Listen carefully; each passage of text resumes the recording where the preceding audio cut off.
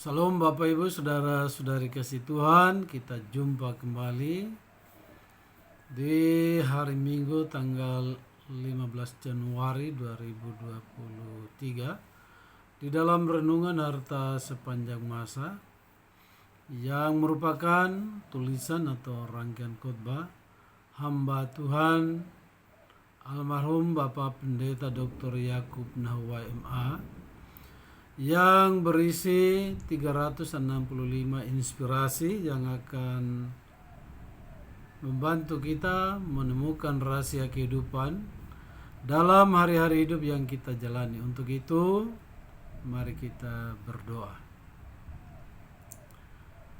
Ya Bapa, saatnya kami anak-anak-Mu datang ke hadirat kekudusan. Mohon pertolongan-Mu mengurapi kami semua dengan kuasa Roh Kudus-Mu.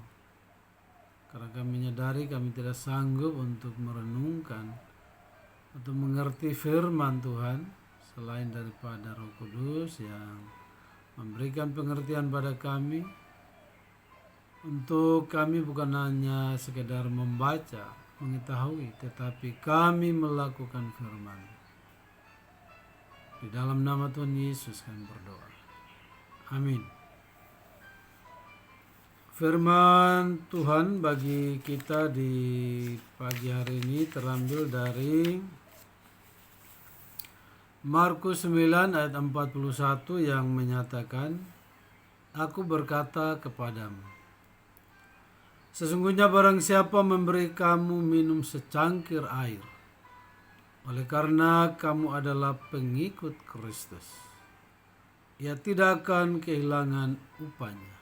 Sekali lagi, aku berkata kepadamu, sesungguhnya barang siapa memberi kamu minum secangkir air oleh karena kamu adalah pengikut Kristus, ia tidak akan kehilangan upahnya. Minumlah paling sedikit 8 gelas air sehari. Itu judul renungan kita di pagi hari ini. Air yang kita dapatkan sendiri atau diberi orang adalah kebutuhan pokok dalam mempertahankan hidup.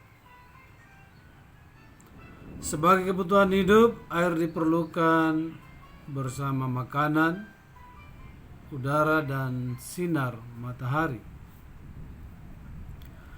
Air begitu penting untuk menyuburkan tanaman, membersihkan sesuatu, menghidupkan hewan, teristimewa manusia.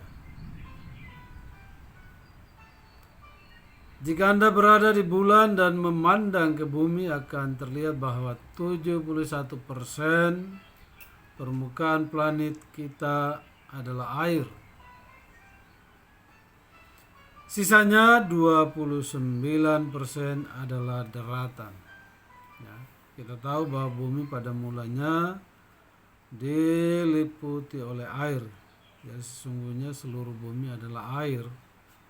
Setelah Tuhan memisahkan air dari daratan, maka terjadilah seperti yang telah disampaikan tadi. Nah, semuanya merupakan mikrokosmos dan makrokosmos. Jika menelaah planet dan mengamati binatang menyusui atau mamalia, Anda atau kita akan tahu bahwa tubuhnya terdiri dari 70% air. Ketika pertama kali mendengar hal itu, saya sulit percaya. Maksudnya Bapak Pendeta Yakub Nahwai sulit mempercayainya. Sebab tidak dapat melihat dengan jelas atau dapat mendengar gerakan air. Tetapi 70% kadar air pada tubuh manusia benar-benar nyata. Demikian ungkapan Harvey dan Marilyn Diamond dalam buku mereka hidup sehat sepanjang masa. Ya. Hampir sama dengan renungan ini adalah renungan harta sepanjang masa.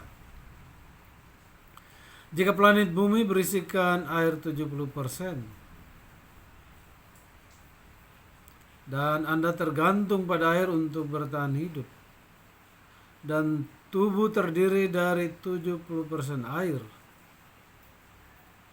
masuk akalkah untuk memenuhi kebutuhan tubuh yang sehat?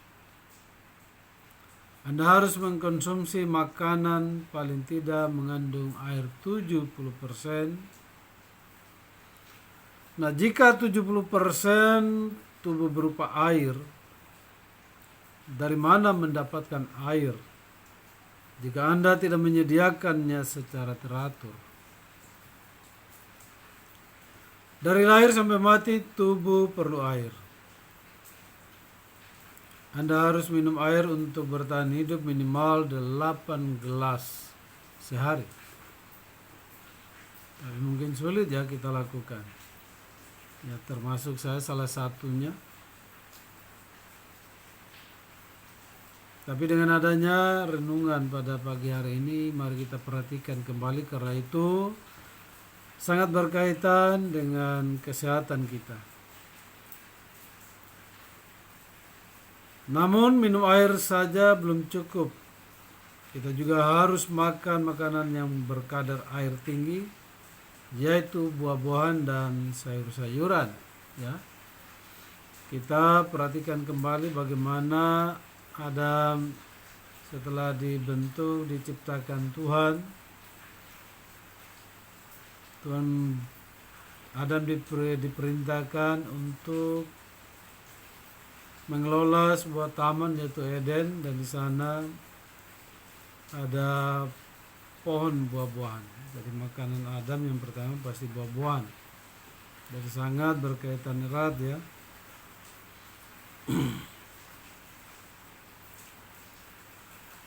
Jadi sekali lagi, semua yang kita makan selain buah-buahan dan sayur-sayuran adalah makanan pekat. Pekat berarti air yang terkandung telah hilang ya, dengan pemrosesan atau dimasak.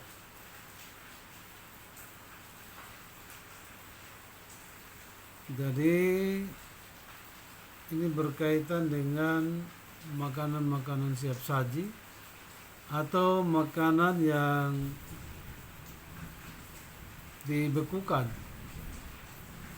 masuk dalam freezer dan lain sebagainya. Atau saya teringat ketika bertugas di Tembagapura, di Freeport Tembagapura tahun 93-94, saya sempat mempunyai istilah kepada rekan-rekan, karena di sana semua ya daging-daging dari Australia. Saya mengatakan seperti ini, kita ini makan makanan yang hidupnya 3 bulan tapi matinya 1 tahun ya. Contoh seperti ayam, ya hidupnya paling 3-4 bulan, dipotong tetapi dalam freezer bisa berbulan-bulan bahkan tahunan ya. Itu sudah kehilangan ya kadar airnya. Nah, ini berarti buah-buahan dan sayur-sayuran harus mendominasi makanan kita. Nah, anjuran dokter pun seperti itu. Demikian ungkapan Harvey dan Marilyn Diamond, karena mereka telah melakukan penelitian tentunya. Harvey lebih jauh mengatakan bahwa ada 2 alasan mengapa kita harus minum banyak air. Mari kita perhatikan baik. Yang pertama, air mensterilkan dan membersihkan organ tubuh. Dan kedua, air mengedarkan sari makanan ke semua sel tubuh dan membuang sampah beracun dari tubuh kita. Ya, dokter, perawat atau yang mengambil pendidikan di bagian kesehatan pasti sangat tahu masalah ini. Semua kebutuhan nutrisi tubuh manusia seperti vitamin, mineral, protein, asam amino, enzim, karbohidrat, dan asam jenuh didapatkan dari buah-buahan dan sayur-sayuran. Ya. Jika kita makan makanan berkadar air tinggi, berarti kita makan makanan yang sesuai kebutuhan tubuh. Nah, saya pikir ya kita yang hidup di daerah yang sungguh luar biasa, daerah tropis, ya, terutama di desa-desa, di kampung-kampung, pastinya kita mengkonsumsi makanan-makanan seperti ini. Ya, karena kalau kita perhatikan jarang sekali orang-orang di kampung sana mengalami sakit modern, ya. Sakit modern tahu kan, jantung, ya, kolesterol, gula, ya, dan lain sebagainya. Emily Barnes dan Sue Greg dalam buku mereka The 5-10 Minutes Meal Planner mengatakan bahwa karena air dalam tubuh manusia hilang 3/4 setiap hari melalui ginjal, paru-paru, dan kulit, maka kita harus menggantikannya dengan banyak minum air. Jadi sekali lagi, mungkin Bapak Ibu mau mencari bukunya, yaitu buku Emily Barnes dan Sue Greg dalam buku mereka The 5-10 Minutes Meal Planner. Tentu air yang diminum adalah murni dan bersih dari penyakit. Manusia tidak dapat hidup tanpa air.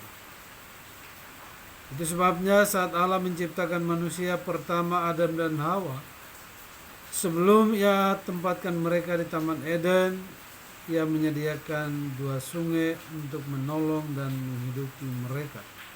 Kejadian 2 ayat 10 dan 14, nanti silakan kita baca sendiri. Tuhan Yesus dalam menggambarkan dirinya sebagai juru selamat, Ia memakai air sebagai ilustrasi yang diungkapkannya dengan perempuan Samaria. Yohanes 4 ayat 10, dan darahnya sebagai minuman yang sesungguhnya. Pertama Korintus 11 ayat 25. Jadi Bapak Ibu saudara-saudara kasih Tuhan, betapa pentingnya air dalam kehidupan kita, ya, dan betapa kita bisa memikirkan saudara-saudara kita yang susah air, ya. Saya pernah tinggal di Kupang, ya. Cari air itu setengah mati, jadi harus bangun pagi-pagi karena sumber airnya hanya ada beberapa, bahkan di waktu tertentu, saya ulangi lagi, di waktu-waktu tertentu hanya satu sumbernya, jadi harus berlomba-lomba untuk mendapatkan air karena susah untuk menggali sumur di daerah NTT, ya, khususnya Kupang, cukup dalam, ya, puluhan meter, ya. Kalau menggali sumur bisa 40, 50, itu pun mungkin belum mendapatkan air. Jadi demikian firman Tuhan dan renungannya bagi kita. Sekali lagi, minumlah paling sedikit 8 gelas air setiap hari. Tuhan Yesus memberkati kita semua. Kita berdoa. Terima kasih Bapa, Engkau mengingatkan kami untuk memenuhi kehidupan atau kebutuhan hidup kami. Kami harus menikmati atau mengkonsumsi air paling sedikit 70% setiap hari atau 8 gelas setiap hari.